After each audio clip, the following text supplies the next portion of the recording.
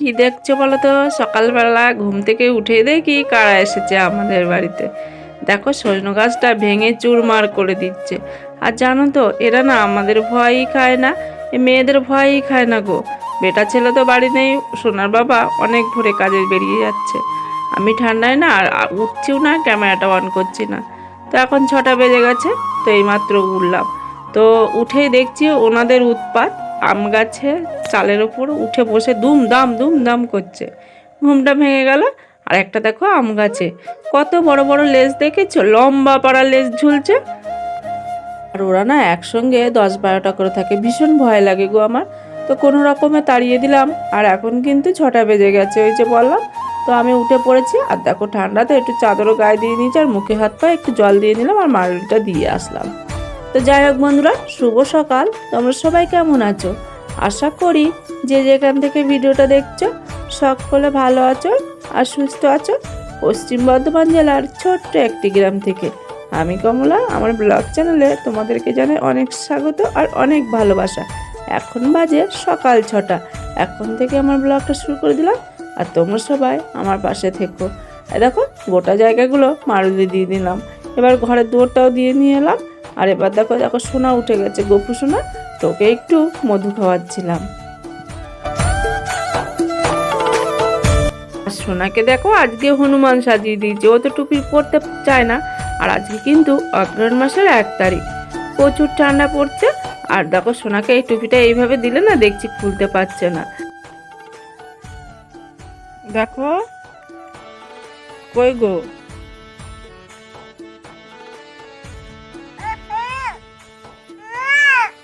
তুমি এত সকালে ওঠো কেন? এত সকালে ওঠো কেন? তুমি শুয়ে থাকতে পার না? ঠান্ডা লেগেছে, আমার যেরকম ওরও সেরকম, কিন্তু উঠতেই হবে। কি করা যাবে, উঠতেই হবে ওর তো, না উঠলে মাকে জ্বালাবে কে? আর ওর বাবা দেখো ক্যাডবেরি এনে দিয়েছে, তো বসে বসে খাচ্ছে। আর গলার ভয়েসটা ভীষণই খারাপ হয়ে গেছে, ঠান্ডা লেগে গেছে। এই যে চকোডন, বন বন চকোবন, তো এটাই ও খুব ভালো খায়, তো এটাই এনে দিয়েছে জানো। তো ঠান্ডাতে আমি কোনো কাজও করতে পারছি না, তো ভাবছি কি করি। এখন তো সূর্যটা উঠেনি, ভীষণ ঠান্ডা পড়েছে গো, তো গলাটাও ভীষণ খারাপ। তো আমি বলছি একটু আদা দিয়ে চা করি। দেখো একটু জল চাপিয়ে দিয়েছি, আদাটা একটু ফুটতে দিয়েছি, আদার রসটা জলের সঙ্গে ভালোভাবে মিশে যাবে। আদাটা বেশ খানিকক্ষণ ফুটলো গো। তো এখন দেখো চিনি আর একটু চা দিয়ে দেবো। এই চিনিটা দিয়ে ভালো করে নিয়ে নিলাম। আর এখানে কিন্তু যদি একটু গোলমরিচ হতো না ভালো হতো। আর সত্যি চাটা না খেতে, মানে খাওয়ার পরপরই গলাটা আমার দারুণ স্বরটা ছেড়ে গেছিলো গো, ভীষণ ভালো লাগছিলো। আর এইভাবে চাটা করে খেয়ে নিচ্ছিলাম। বাড়িতে ওর বাবা তো চলে গেছে ভোরবেলাতে, একা একাই চাটা আমি বানিয়ে খাবো গো।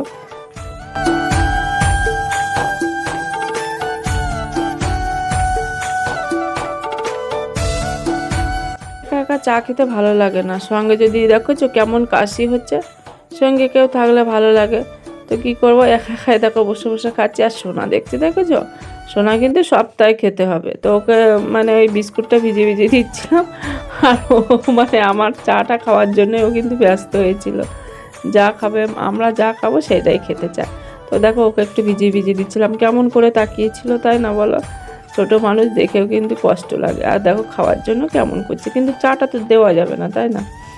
এখনও কিন্তু গলাটা কেমন হয়ে আছে, ভীষণ ঠান্ডা লেগেছে। তো যাই হোক দেখো এখন কিন্তু ঝাটপাটটা দিয়ে নিচ্ছি এই সকালবেলাটা। আর আজকে দেখেছো অনেক বেলা হয়ে গেছে, বেলা উঠে গেছে, ওই জন্য সকাল সকাল উঠে আগে মারুলিটা দিয়ে চা ফা খেয়ে বসেছিলাম সোনাকে নিয়ে। আর কে ধরবে বলো, আর ঠান্ডার ভিতরে না ও বেশি থাকতেও চাইছে না, কোলে কোলে থাকতে চাইছে। তোর কাছে বসে বসে বেশ খানিকটা টাইম পার করে দিলাম। আর এখন দেখো উঠোনটা ঝাড় দিতে শুরু করে দিয়েছি।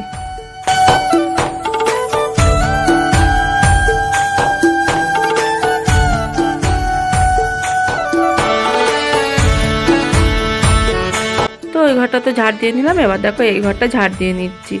আর এই ঘরটাতে এখন রান্না খাওয়া হচ্ছে তোমাদের বলছি। তো ঝটাফট দেখো রান্নাঘরটা ঝাড় দিয়ে নিচ্ছি। অনেক কাজ থাকে গো, তার ভিতরে সোনা না ওই যে দুষ্টু করে। আর এখন কিন্তু বসে আছে, সব সময় কিন্তু বসতে চাইছে না, এই কটা দিন এরকমই করছে। জানি না ঠান্ডার কারণে নাকি এত ঝাড় দেওয়া দিয়েছি যে সোয়েটার খুলে দিয়েছি লাস্টে, মানে গরম ধরে গেছে শরীরে।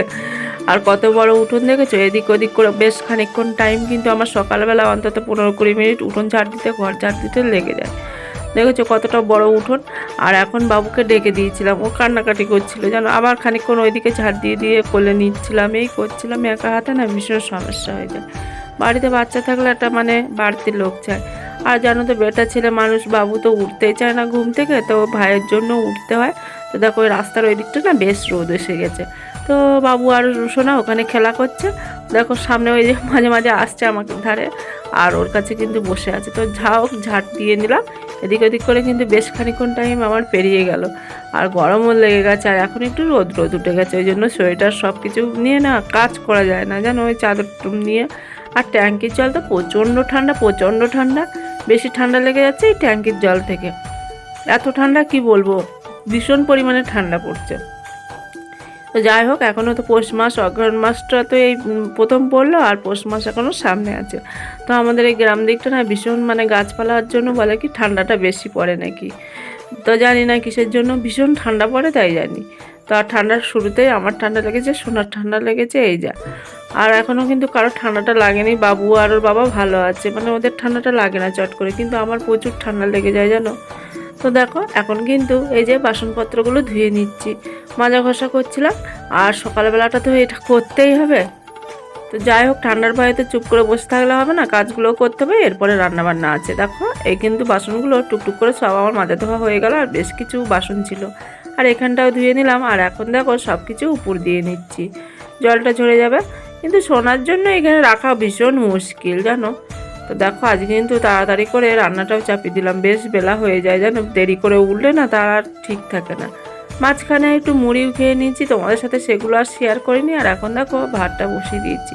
হ্যাঁ গো, কিছু কথা কমেন্ট আসছে এমন যে মানে ভিডিও করার টাইম পাও, আর দিনরাত শুধু বলো যে ছেলে কাঁদে, এই করে ওই করে, মানে এমন বাজে বাজে কমেন্ট আসে না, কি বলবো তোমাদের। কোথা থেকে যে 10টা বেজে যায় কিছুই ঠিক পায় না। আর গলা ভীষণ ঠান্ডা লেগেছে, গলার আওয়াজ কিন্তু ভয়েস কিন্তু ভীষণ খারাপ। তো সোনাকে ঘুম পাড়িয়ে দিয়েছি, ভাত চাপিয়ে দিয়েছি, দেখতেই তো পাচ্ছ। আর এখানে সয়াবিন ভিজিয়ে দিয়েছি, আর এখানে যে আলুগুলো ছুলে নিয়েছি, সয়াবিন আলুর তরকারি করবো, আর বাঁধাকপিটা ভাজা করবো। আর কটাই যে বরবটি পেয়েছিলাম ওই ঘরের পিছনে রয়েছে, সেইগুলো তুলে নিয়ে আসলাম, বাঁধাকপির সঙ্গে দিয়ে দেবো। ওই কটা বরবটি আর কী করবো। তো অনেক বেলা হয়ে গেছে, এবার রান্নাটা করে নিই ঝটাপট। তোমার সঙ্গে থাকো, দেখতে থাকো।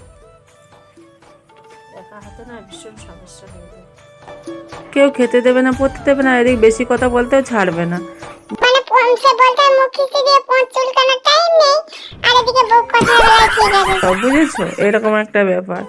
তো যাই হোক, ওরা মানে বলেই যাবে, আর তোমার সেটা করেই যেতে হবে, এটা মানে মানুষের স্বভাব।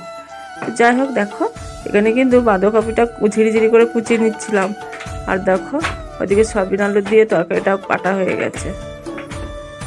তোমাদের সাথে রান্নাবান্না কিছু শেয়ার করতে পারিনি, তো রান্নাবান্না করার পরে দেখো শেয়ার করছি। এটা ছিল বাঁধাকপি ভাজা, কেমন হয়েছে রান্নাগুলো বলবে কিন্তু। আর এটা ছিল সয়াবিন আলুর তরকারি, তো ঝাল করে করেছি, বেশ চিকেনের মতো গো, কেমন হয়েছে বলবে।